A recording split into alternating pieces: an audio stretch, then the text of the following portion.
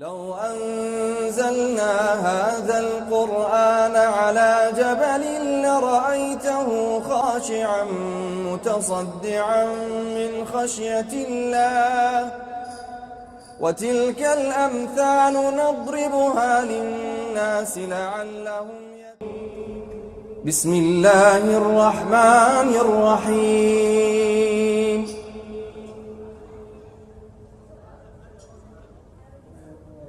يا أيها الذين آمنوا اتقوا الله ولتنظر نفس ما قدمت لغد واتقوا الله إن الله خبير بما تعملون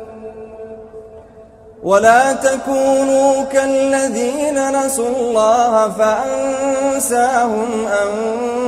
أنفسهم أولئك هم الفاسقون لا يستوي أصحاب النار وأصحاب الجنة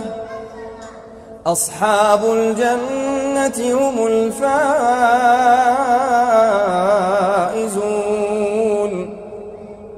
لو أنزلنا هذا القرآن على جبل لرأيته خاشعا متصدعا من خشية الله وتلك الأمثال نضربها للناس لعلهم يتفكرون هو الله الذي لا